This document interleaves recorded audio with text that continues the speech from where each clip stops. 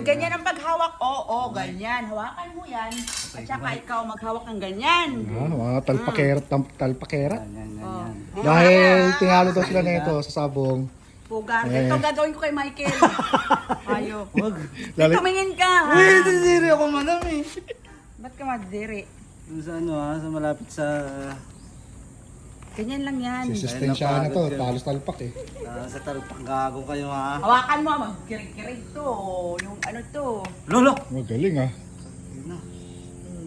Pag ganun ka pa talaga. Oo, kasi nga, kailangan maano yung ano yung ugat niya para isang Patay ka kay Ato. gilit lang para tong Michael na to. Ganito gagawin ko sa'yo, ha? Sige, Ha? sige, sige, sige. Nakikita mo Saan ba? to? Sa may leg sa taas, sa Ha? baba?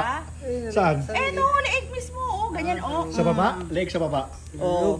Gagi. Kailangan putulin mo yan para hindi siya makahinga. Ganyan ang gagawin ko sa'yo. Ah, gawin tayo na. Para alam ko na gagawin ko ah. Makakaiwas na ako.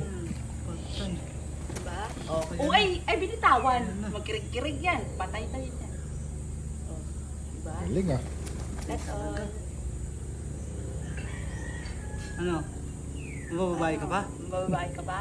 Ang tangin na. Lalaki Hindi, na lang. babae. Ang ganito yun ko. Kayong dalawa. Sino mauna? Sino mauna? Ay, babae muna. Kasi ayoko yung... Itaas baba mo na kasi. Huwag mo na liig-liig lang. Taas baba na. Wag muna. Babae muna. Para kasi siya. Pahirapan ko muna. Ayoko nung mabilis ang buhay niya. Gusto ko yung ma-torture siya ba? Kailangan mo na asistante. Talpak talaga Ikaw ako. ka din, ha? Paano ba magtalpak? Turuan yung ako. Oh, that's all. Dito. Bitawan mo. Magkirig-kirig pa yan siya. Ito na po yung dugo ng katotohanan. Sapa. One more.